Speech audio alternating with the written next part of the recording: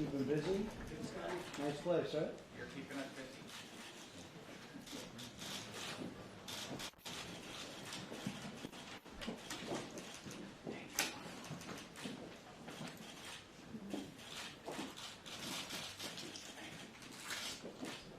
Thank you very much, everybody. A question was asked just a little while ago about supporting the people protesting in Iran and are going through a very tough period, and we do support them totally and have supported them from the beginning.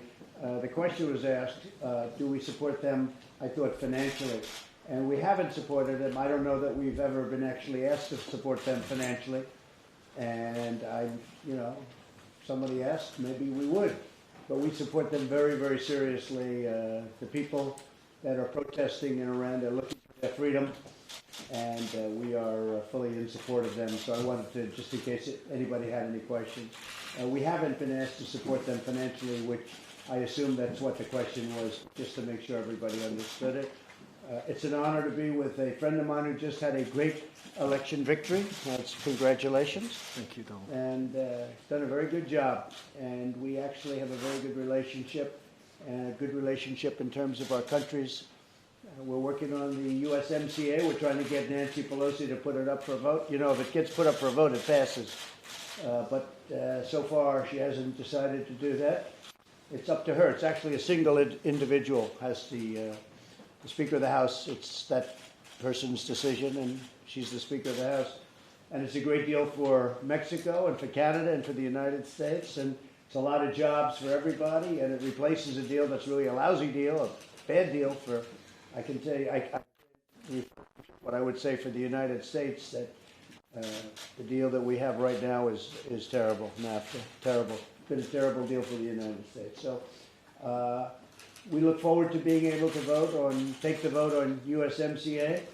It's been there for a long time, and at some point, perhaps the president of Mexico, we have a wonderful man there, you know, he really is. He's been a wonderful man.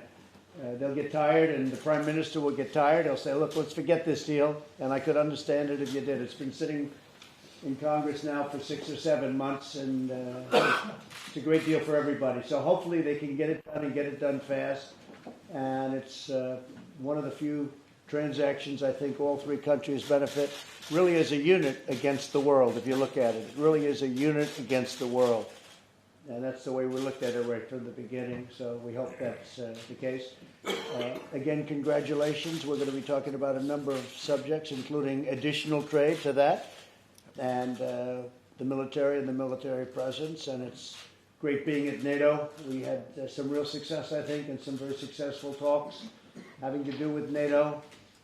As you know, a lot of the countries have stepped up, and they're putting in at least 130, probably the exact number is $131 billion more, and that's great. And they have commitments for $400 billion, so it really has become a force. And as we've discussed in the past, there's going to be great flexibility shown now with NATO. We can go to other parts of the world, not just one focus. It's a lot of focuses, and we need a lot of focuses. And we need a lot of focus. We'll be looking at other forms of terror. We'll be looking at other countries. We'll be looking at countries that are aggressive, and not just one particular part of this world. So I think NATO's become a very big factor over the last 2 or 3 years. You've been involved, I've been involved, and a lot of good things have happened, and it's great to have you here. Thank you very much. Thank you. Congratulations. Thank you. It's a real pleasure to be sitting down with President Trump. The relationship between Canada and the United States is incredibly strong. I don't think it's ever been stronger. Our work together on the USMCA as we move forward towards ratification has been really tremendous. It's been a great process working between your team and our team, working with the Mexicans as well. We know that we're here for NATO, a 70th anniversary, extremely important.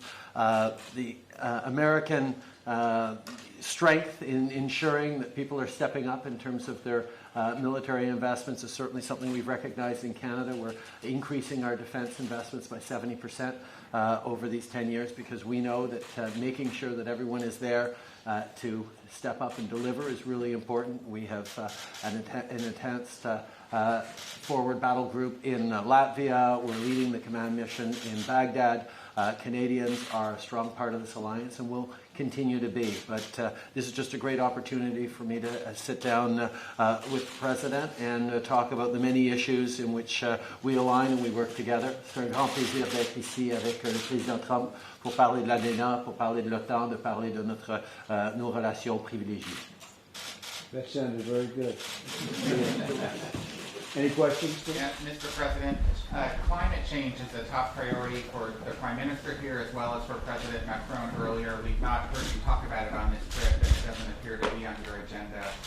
Are you thinking about that issue? And I think about it all the time, Phil, and honestly, climate change is very important to me. And, you know, I've done many environmental impact statements over my life, and I believe very strongly in very, very crystal clear, clean water and clean air.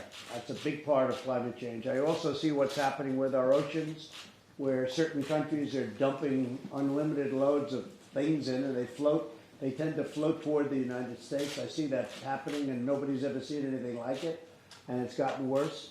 But no, it's very important to me also, but I want clean air and clean water. That would be number one and number two. Very important. Are you concerned about rising sea levels at all, sir? You know, I'm concerned about everything, but I'm also concerned about nuclear proliferation, which I think is a very important topic, and it's a topic that we're going to discuss today. The whole situation with nuclear to me is very, very important, as we've been discussing today at the various meetings that we've had. I think that's something that has to be taken care of, and it has to be dealt with very strongly. Okay? Mr. President, are you happy with Canadian defense spending as it is right now? Say it? Are you happy with Canadian defense spending as it is right now? Well, they're moving up, and they're moving up substantially, and they're starting to do very well economically, and that has something to do with it. And yeah, they're getting up to a level that's getting to be very acceptable. They have been under the 2%, obviously, but they're moving up. We discuss it. I'm satisfied. Mr. President, Excuse me? do you plan to discuss Huawei? We'll discuss that. Yes, we'll discuss that. We'll be discussing that, yes. What's your message to the Prime Minister about Huawei and using it in the next generation cell phone networks in Canada? Well, we find a security problem with it, and Canada is going to make a decision at some point. But we find, I just speak for the United States, and we have ability to do a lot of things. We've actually advanced very far on 5G, much further than anyone really knows.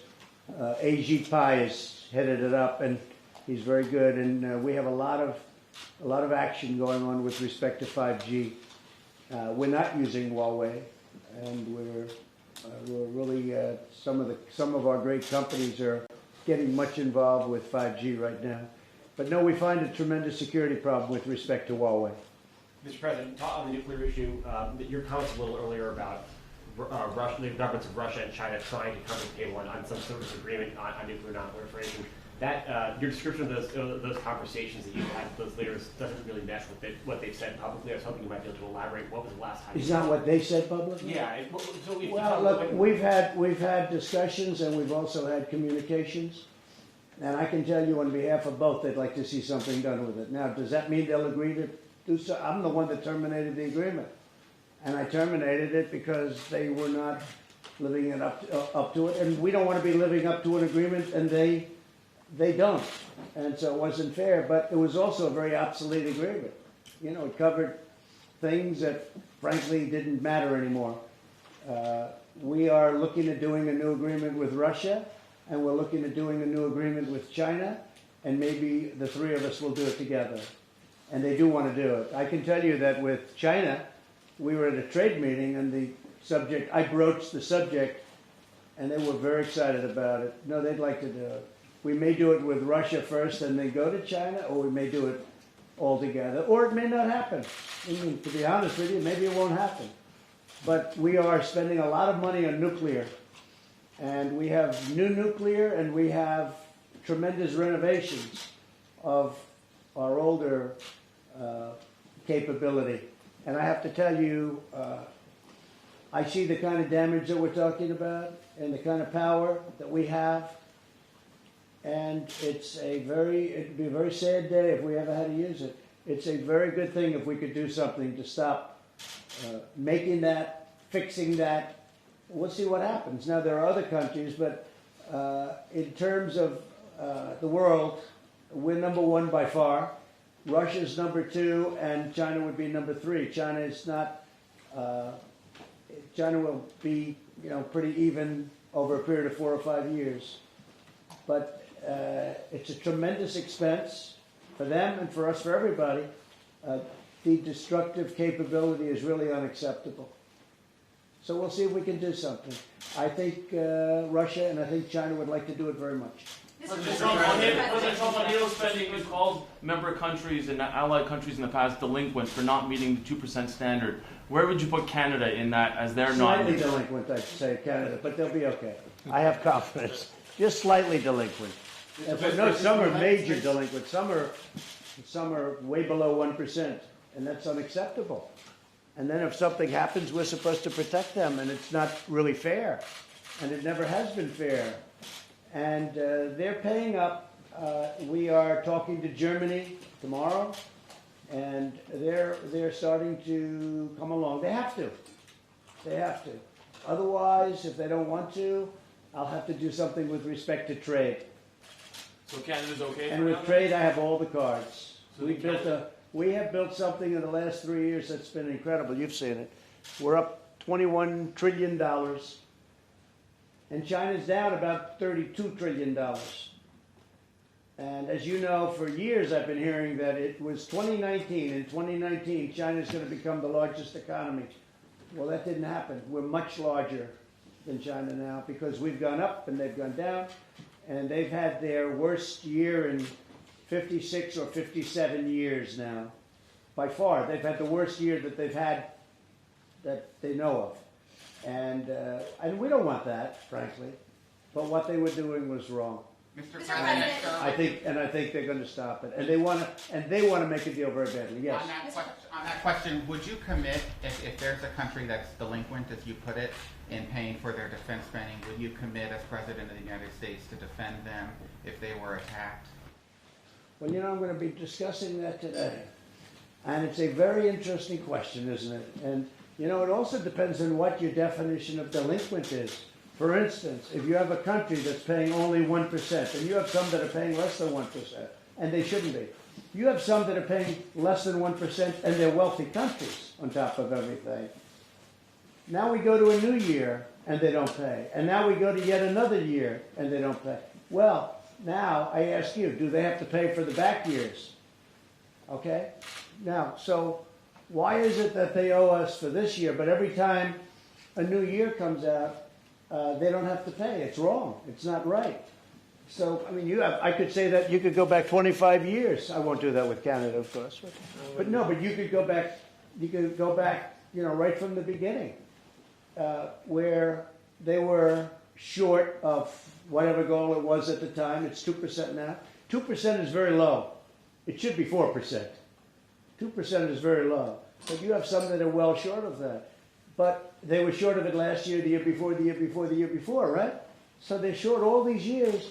Well, in theory, you don't just say, that's okay, you don't have to have a pay. They really owe all that money from the past. That's the way I look at it. If Germany, as an example, is paying 1%, and they're supposed to be paying 2%, you're talking about billions of dollars.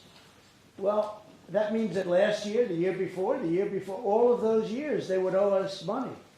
You're talking about trillions of dollars. Nobody's ever brought that up. They just keep talking about the present. So if they're short 1 year, and then you go into the new year, they never talk about the year that they didn't pay. But they actually, in theory, owe us that money. It's not fair. It's not fair.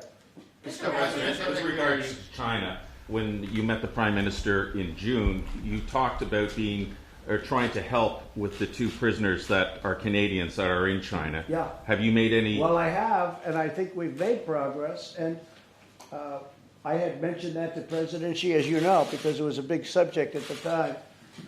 And I just hope they're being treated well. But I put in a very, very strong word for those 2 prisoners. Now, I haven't spoken to him recently, to be honest with you. I don't think he likes me so much anymore, but that's okay. So, Mr. President, Canada does not meet the 2% standard, should it have a plan to meet the 2% standard? Well, we'll put them on a payment plan, you know? We'll put Canada on a payment plan, right? I'm sure the Prime Minister would love that. What are you at? What is your number? The number we talk about is 70% increase over these past years, including, and for the coming years, including significant investments in our fighter jets, significant investments in our naval fleets. We are increasing significantly our defense spending from previous governments that cut it.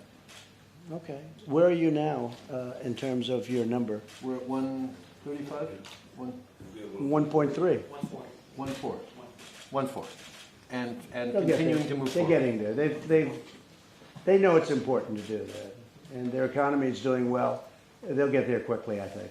Look, it's to their benefit. And really. the President knows well as well that Canada has been there for every NATO deployment. We have consistently stepped up, sent our troops into harm's way. We're leading in Iraq. We're leading in NATO, in Latvia. We continue to step up like most of our allies. There are some countries that, even though they might reach the 2%, don't step up nearly as much. And I think it's important to look at what is actually being done. And the United States and all NATO allies know that Canada is a solid, reliable partner that will continue to defend NATO and defend our interests. And we do have tremendous coordination with radar, with all of the different things that, technologically, we have tremendous coordination between Canada and the United States. So that's good. Yes? Mr. President, to turn back to impeachment, you met with Clinton advisor Mark Penn last month. What did you learn from that meeting, and what advice are you getting on impeachment? We are winning so big. We had our biggest fundraising month ever. We've had, last quarter was unbelievable. I have my best poll numbers that I've ever had. The impeachment hoax is going nowhere. The Republican Party has never been so unified as it is right now. I have never seen anything like it. I used to tell you, I said the one thing, the Republicans are better politicians, they have better policies, but the Democrats do stick together. The Democrats like open borders, they like sanctuary cities, they like a lot of things that are not good, but they do stick together. Well, the Republican Party on this whole impeachment hoax has been like glue, because they know it's a hoax. It's a way of hurting the Republican Party. Beyond me, it's a way of trying to hurt the Republican Party and a lot of great people. And the people aren't standing for it. And a lot of these Democrats went back over the weekend and over the last week and a half. They talk about how much of an emergency everything is, and then they go away for 2 weeks. They went back to their districts, and they are getting hammered in their districts. I see what's going on, especially the Trump districts where I won by a lot. I have districts where I won by a lot. You people know it better than anybody. And we had a lot of great elections recently. We had the 2 big victories in North Carolina. I told you before. We had in Kentucky, we won everything other than the governorship. And the governor, I brought up almost 19 points. He lost by just a few votes. And Louisiana was a long shot. It was less than 1%. He came up 12 or 14 points, a lot. And we won everything else. So we won everything else. And by the way, in Mississippi, we won the governorship. Very close race. It was tied going in 2 days before. I went up. We made a speech. We had a rally, and he won by a lot. And we have a wonderful governor in Mississippi, and everybody else won. So other than the 2 races, but they both candidates went up a lot. We have never had the spirit that we've had.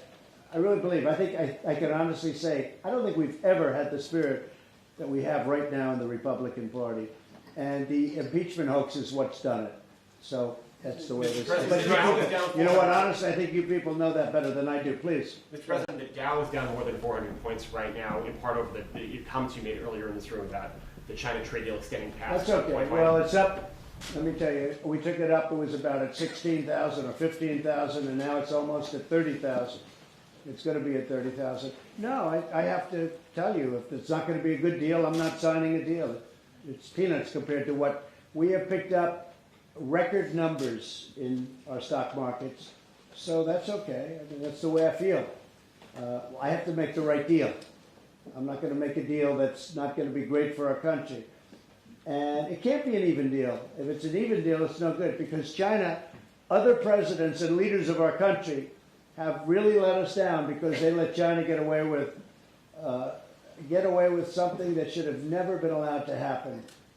Billions and billions of dollars a year were lost in dealing with China by foolish people, or by people that didn't care, or by people that didn't know how. We rebuilt China, and I give China great credit. And I don't even blame China, because our people should have done what they did. But what they've done is we've lost 150 billion, then 200 billion, then 400 billion to China. They rebuilt China with the money that they took out of the United States. And that's where they were, and that's where it is. And now we're taking in billions of dollars in tariffs. And by the way, they're eating it. You know, remember you used to tell me how it'll cost us. They're eating that money because they don't want to lose their supply chains. And I don't want them to lose their supply chains. But if it happens, and that's where it is. They want to make a deal. But I like the deal that we have, and the deal that we have could get even better, and I could do it all by myself. So we'll see what happens. We're at a critical stage. They've called us today, and they've called us yesterday. We're having ongoing discussions, and we'll see what happens. But if the stock market goes up or down, I don't watch the stock market. I watch jobs. Jobs are what I watch. I watch making the proper deal. We've been taken advantage of, the United States, by China for so many years at numbers that if you were doing this, you wouldn't have believed it. I came in, I looked at numbers for, ever since the founding or the China's entrance into the World Trade Organization, the WTO.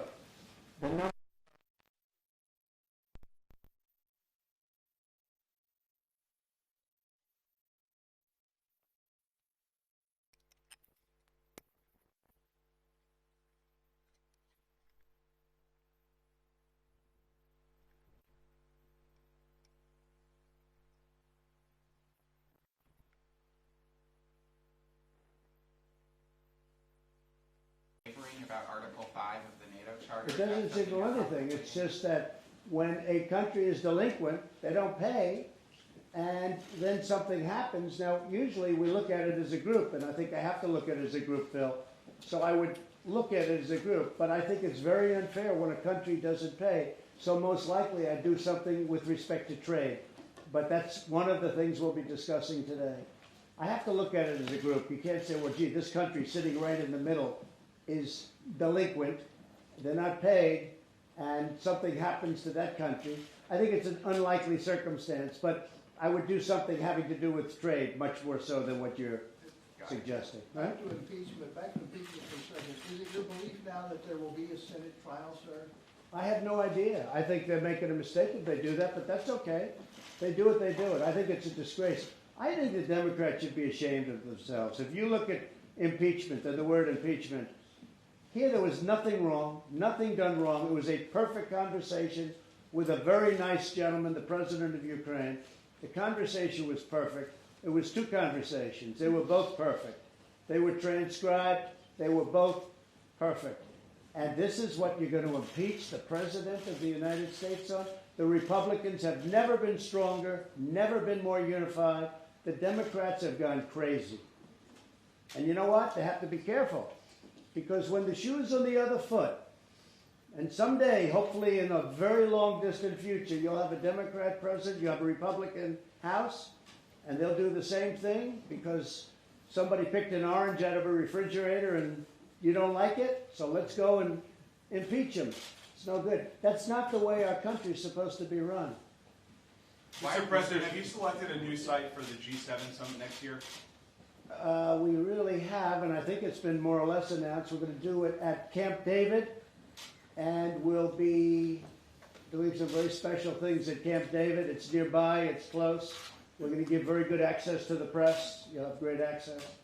And we'll have a little bit of a Washington, I think, deliverance. We're going to have, but it will be at Camp David, which is a place that people like. That your decision to leave Syria and leave the Kurds will affect NATO? No, not only have we not left the Kurds, we're working with the Kurds. We have a very good relationship with the Kurds.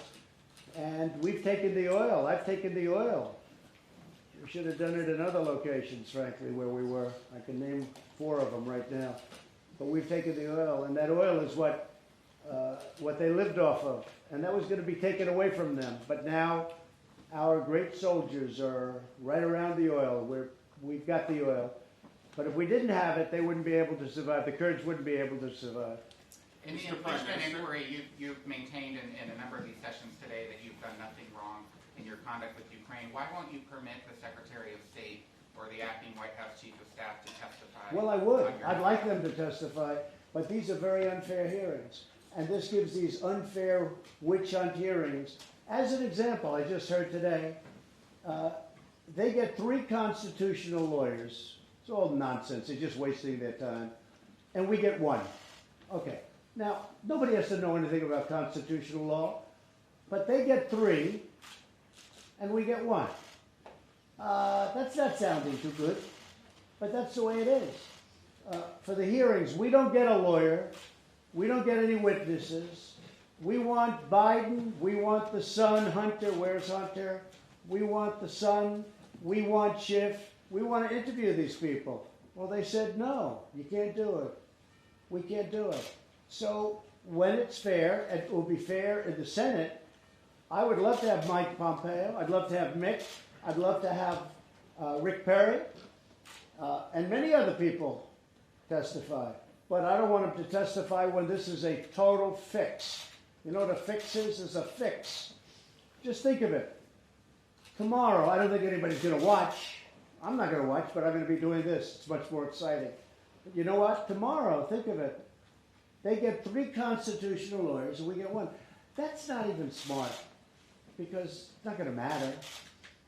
And they take 3, and they give us 1. Who ever heard of anything like that? No, but I want them to testify, but I want them to testify in the Senate where they'll get a fair trial. What do we want to learn from Adam Schiff testimony? From which? From Adam Schiff. I learned nothing from Adam Schiff. I think he's a What would you maniac. want to learn if he I testified? think Adam Schiff is a deranged human being. I think he grew up with a complex for lots of reasons that are obvious. I think he's a very sick man, and he lies. Adam Schiff made up my conversation with the president of Ukraine. And one of the reasons people keep talking about it is that's what they saw. We have a perfectly beautiful 3 or 4 page transcription, and then in the other case, a 2-page transcription of the conversation. But a lot of people didn't read that. How many people called you? A friend of mine called up, a top person in New York called up, great friend of mine, very successful. Gee, I didn't like what was said. I said, oh, where did you see it? Did you read it? No, I didn't read it. I heard Adam Schiff give it. I said, well, that's not what was said. And I sent him a copy of what was said. He said, this is great. This isn't what he said. This guy is sick. He made up the conversation. He lied. If he didn't do that in the halls of Congress, he'd be thrown in a jail. But he did it in the halls of Congress, and he's given immunity. This is a sick person. He's a liar. And by the way, Nancy Pelosi knew he was lying, and she went on her show, Stephanopoulos, and she said he told the truth. So she was lying too. These people are deranged. Okay, anybody else? Mr. Prime Minister, the President has suggested that Canada might pull out of USMCA if the U.S. Congress doesn't ratify a deal. Have you ever made that suggestion directly to the President? We've had lots of great conversations about how we're going to keep moving forward to benefit workers in all 3 of our countries, and we are very confident that we're going to be able to get there. I know Ambassador Lighthizer and Deputy Prime Minister Freeland and the Mexican negotiators are engaged very closely on this issue. We're very, very hopeful that we're going to have good news soon. Mr. Prime Minister. J'espère pouvoir voir une entente bientôt qui va être bon pour nos 3 pays pour qu'on puisse procéder à la ratification. Mr. Prime Minister, is it your plan to have discussions about Turkey and its role in NATO with your meeting with the President? I think there's a range of discussions that we're going to have during this meeting. I look forward to having an opportunity to chat with the President about a range of things, but including the various challenges and reflections we have to have on how we move forward as NATO and how we make sure that we're responding to the real challenges the world sees right now. And do you have any plan to talk about the extradition of Meng Wanzhou? We will absolutely be bringing up the issue of China and the detained Canadians. Okay? Thank you very much, everybody. Thank you.